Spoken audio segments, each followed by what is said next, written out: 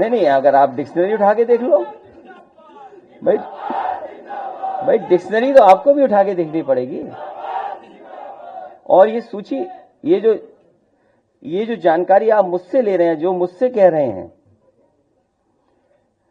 सरकार ने खुद जारी किए हैं, कई अखबारों ने खुद जारी किए हैं वो नाम, वो नंबर्स। तो जो हमारे साथी यहाँ पूछ रहे थे, बताओ उसमें पीडीए परिवार के लोगों के 60 से लेकर 70% लोगों का एनकाउंटर हुआ है कि नहीं हुआ है? और जो 42 अन्य दिखा रहे हैं आप, अगर आंकड़ा और डाटा ठीक है, तो सबसे ज्यादा फेक एनकाउंटर अगर किसी के हुए हैं तो पीडीए के परिवार के लोगों के ही हुए हैं। ये तो सरकार खुद दिखा रही है, ये कोई मेरे आंकड़े नहीं है। इन लोगों को जब भी जनता जनार्दन ने शक्ति दी है तो इन्होंने उस शक्ति का दुरुपयोग किया है, वैसे ही जैसे किसी कालखंड में भस्मासुर ने किया था। आपकी ताकत से ही आपकी आस्था पर प्रहार।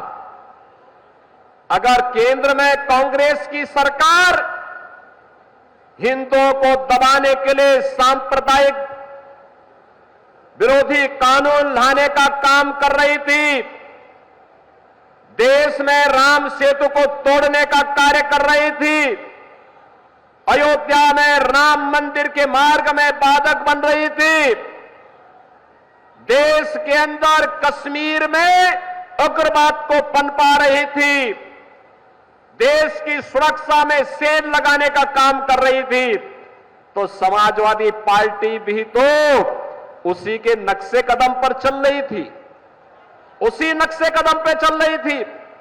गुंडागिर्दी की चरम, अराजकता की चरम, हर दूसरे तीसरे दिन एक दंगा, हर माफिया के साथ इनके रिश्ते, और समाजवादी पार्टी तो ये माफिया और अपराधियों के सामने, दुर्दांत तो माफिया और अपराधियों के सामने नाक रगड़ते थे और अपने संस्कार के अनुरूप धर्माचार्यों को ये माफिया बोलते हैं।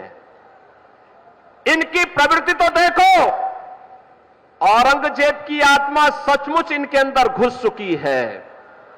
औरंगजेब की आत्मा इस कदर घुस चुकी है कि भारत की धर्म और संस्कृति के प्रतीक धर्माचार्यों को ये माफिया कहते हैं, और जो संगठित अपराध में लिप्त थे, भूमाफिया, वन माफिया, पशु माफिया या संगठित अपराध में संलिप्त माफिया को के सामने ये लोग घुटना टेक करके नाक रगड़ने का काम करते थे।